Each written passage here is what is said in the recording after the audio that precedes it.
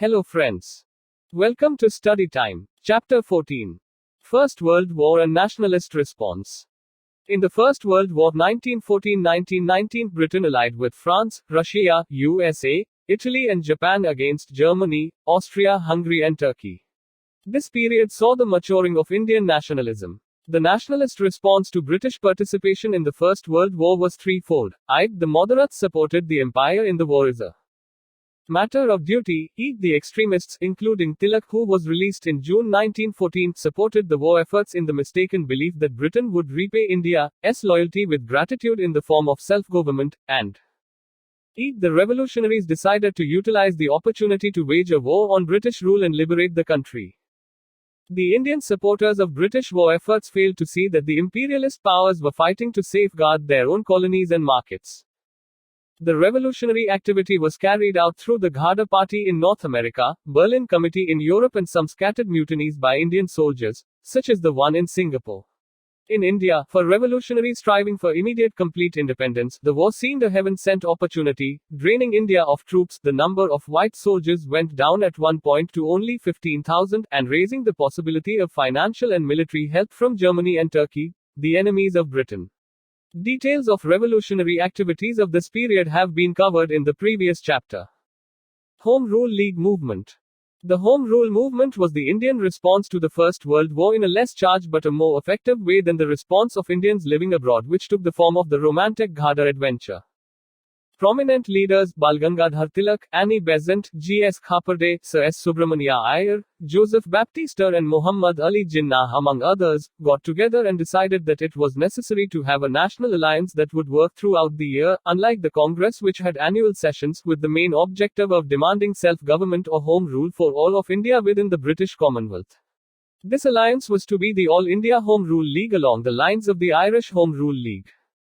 In the end, however, two Home Rule Leagues were launched, one by Balgangadhar Tilak and the other by Annie Besant, both with the aim of beginning a new trend of aggressive politics. Factors leading to the movement.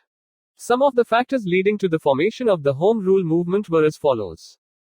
A section of the nationalists felt that popular pressure was required to attain concessions from the government. The moderates were disillusioned with the Morley-Minto reforms. People were feeling the burden of wartime miseries caused by high taxation and a rise in prices, and were ready to participate in any aggressive movement of protest. The war, being fought among the major imperialist powers of the day and backed by naked propaganda against each other, exposed the myth of white superiority. Tilak was ready to assume leadership after his release in June 1914, and had made conciliatory gestures to the government, reassuring it of his loyalty, and to the moderates that he wanted, like the Irish Home Rulers, a reform of the administration and not an overthrow of the government. He also admitted that the acts of violence had only served to retard the pace of political progress in India. He urged all Indians to assist the British government in its hour of crisis.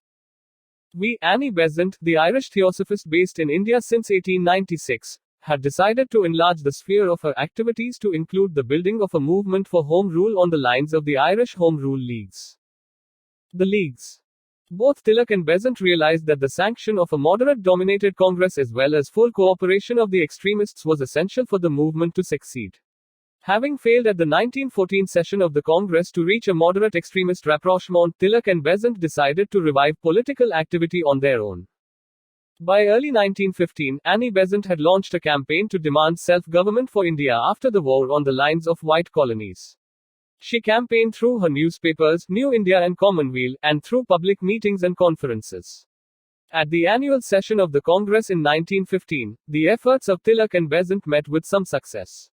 It was decided that the extremists be admitted to the Congress. Although Besant failed to get the Congress to approve her scheme of Home Rule Leagues, the Congress did commit itself to a program of educative propaganda and to a revival of local-level Congress committees. Not willing to wait for too long, Besant laid the condition that if the Congress did not implement its commitments, she would be free to set up her own league, which she finally had to, as there was no response from the Congress. Tilak and Besant set up their separate leagues to avoid any friction. As Annie Besant said, some supporters of Tilak were not at ease with her, and similarly, some of her own supporters were not at ease with Tilak. However, both leagues coordinated their efforts by confining their work to their specific areas. They cooperated where they could. Tilaks League. Tilak set up his Indian Home Rule League in April 1916. Tilak held his first Home Rule meeting at Belgaum. Pune was the headquarters of his league. His league was restricted to Maharashtra, excluding Bombay City, Karnataka, central provinces and Berar. It had 6 branches and the demands included Swaraj, formation of linguistic states and education in the vernacular. Besant's League. Annie Besant set up her All India Home Rule League in September 1916 in Madras, now Chennai, and covered the rest of India, including Bombay City. It had 200 branches, was loosely organized as compared to Tilak's League, and had George Arundale as the organizing secretary. Besides Arundale, the main work was done by B.W. Wadia and C.P. Ramaswamy Iyer. The Home Rule League program. The League campaign aimed to convey to the common man the message of home rule is self-government. It carried a much wider appeal than the earlier mobilizations had and also attracted the hitherto politically backward regions of Gujarat and Sindh. The aim was to be achieved by promoting political education and discussion through public meetings, organizing libraries and reading rooms containing books on national politics, holding conferences, organizing classes for students on politics, carrying out propaganda through newspapers, pamphlets, posters, illustrated postcards, plays, religious songs, etc., collecting funds, organizing social work, and participating in local government activities. The Russian Revolution of 1917 proved to be an added advantage for the Home Rule campaign. The Home Rule agitation was later joined by Motilal Nehru, Jawaharlal Nehru, Bhulabhai Desai, Chittaranjan Das, K. M. Munshi, B. Chakrabarti, Saifuddin Kichlu, Madan Mohan Malaviya, Muhammad Ali Jinnah, Tej Bahadur Sapru, and Lala Lajpat Rai. Some of these leaders became heads of local branches of Annie Besant's League. Muhammad Ali Jinnah led the Bombay division. Many of the moderate congressmen who were disillusioned with Congress inactivity, and some members of Gokhale's Servants of India Society, also joined the agitation. However, Anglo-Indians, most of the Muslims and non-Brahmins from the south did not join as they felt home rule would mean rule of the Hindu majority, and that too mainly by the high caste. Government attitude. The government came down with severe repression, especially in Madras where the students were prohibited from attending political meetings. A case was instituted against Tilak which was, however, rescinded by the High Court. Tilak was barred from entering the Punjab and Delhi. In June 1917, Annie Besant and her associates, B.P. Wadia and George Arundale, were arrested. This invited nationwide protest. In a dramatic gesture, Sir S. Subramania Iyer renounced his knighthood while Tilak advocated a program of passive resistance. The repression only served to harden the attitude of the agitators and strengthen their resolve to resist the government. Montagu, the Secretary of State for India, commented that Shiva cut his wife into 52 pieces only to discover that he had 52 wives. This is what happens to the government of India when it interns Mrs. Besant. Annie Besant was released in September 1917. Why the agitation faded out by 1919. The Home Rule agitation proved to be short-lived. By 1919, it had petered out. The reasons for the decline were as follows. There was a lack of effective organization.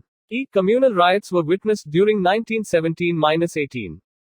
The moderates who had joined the Congress after Annie Besant's arrest were pacified by talk of reforms contained in Montagu's statement of August 1917 which held self-government as the long-term goal of the British rule in India, and Besant's release.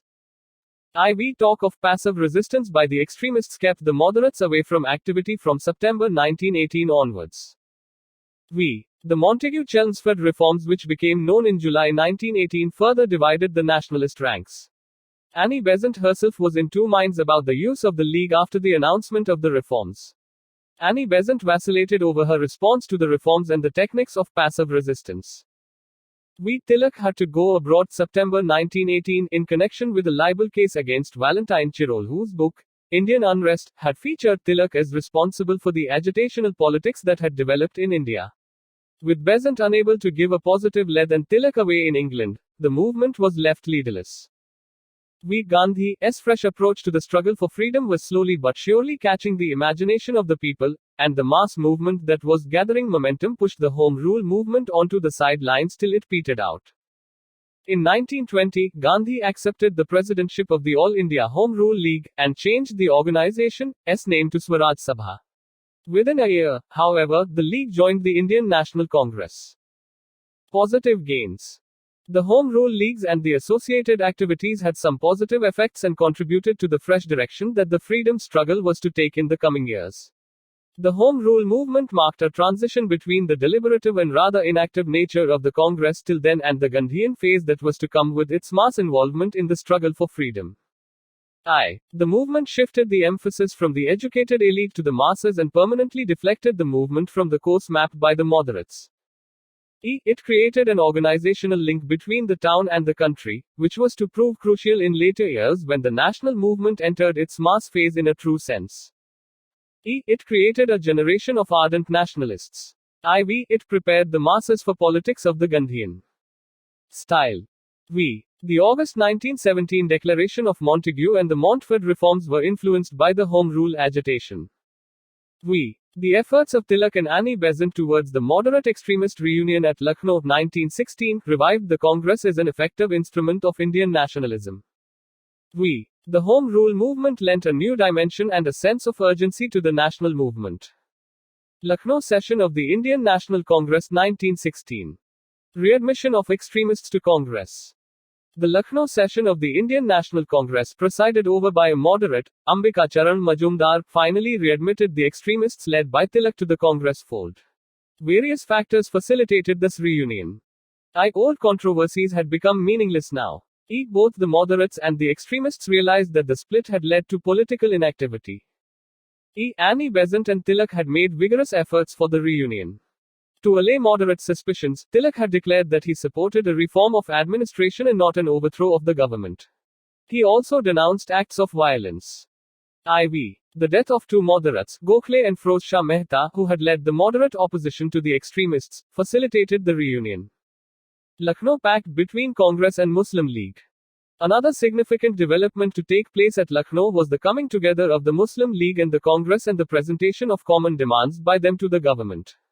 This happened at a time when the Muslim League, now dominated by the younger militant nationalists, was coming closer to the Congress objectives and turning increasingly anti-imperialist. Why the change in the League's attitude? There were many reasons for the shift in the League's position.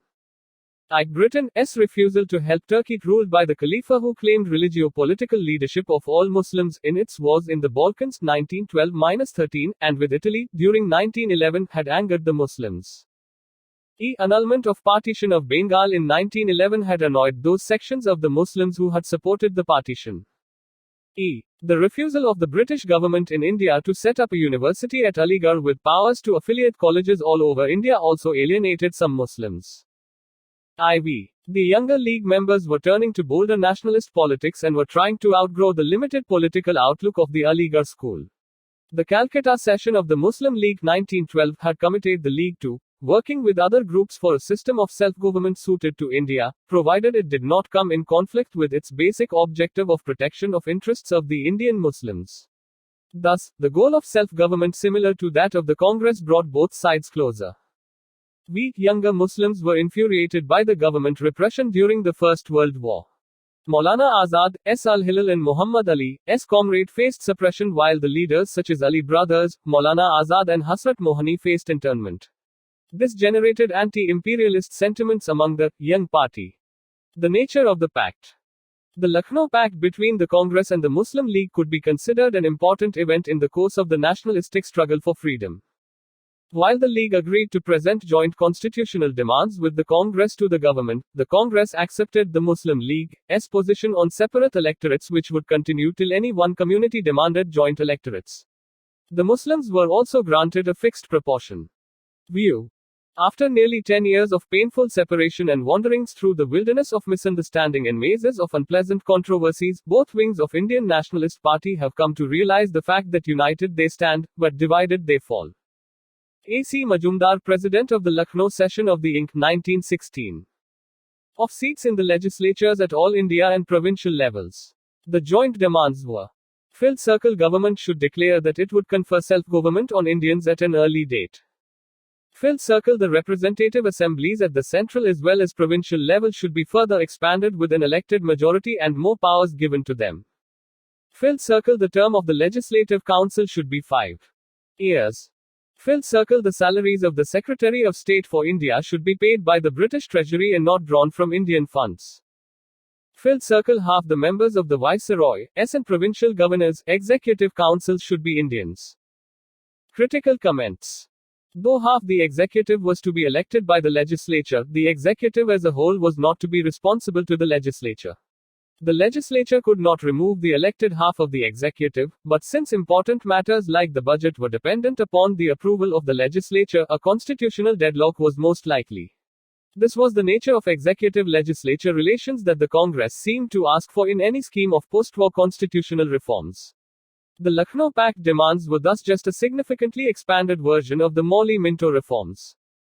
While the effort of the Congress and the Muslim League to put up a united front was a far-sighted one, the acceptance of the principle of separate electorates by the Congress implied that the Congress and the League came together as separate political entities. This was a major landmark in the evolution of the two-nation theory by the Muslim League. Secondly, while the leaders of the two groups came together, efforts to bring together the masses from the two communities were not considered. However, the controversial decision to accept the principle of separate electorates represented a serious desire on the part of the Congress to allay minority fears of majority domination. Moreover, there was a large amount of enthusiasm generated among the people by this reunion. Even the government decided to placate the nationalists by declaring its intention to grant self-government to Indians in times to come, as contained in Montague's August 1917 declaration. Montague's statement of August 1917. The Secretary of State for India, Edwin Samuel Montague, made a statement on August 20, 1917 in the British House of Commons in what has come to be known as the August Declaration of 1917. The statement said, "The government policy is of an increasing participation of Indians in every branch of administration and gradual development of self-governing institutions with a view to the progressive realization of responsible government in India as an integral part of the British Empire." From now onwards, the demand by nationalists for self-government or home rule could not be termed as seditious since attainment of self-government for Indians now became a government policy, unlike Morley's statement in 1909 that the reforms were not intended to give self-government to India. Also, in the use of the term responsible government was implied the condition that the rulers were to be answerable to the elected representatives, and not only to the imperial government in London. However, it was equally clear that the British had no intention of handing over power to predominantly elected legislatures with an Indian majority.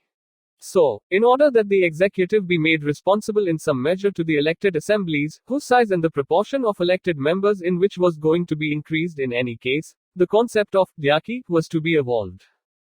Indian objections. The objections of the Indian leaders to Montague's statement were twofold. I. No specific time frame was given.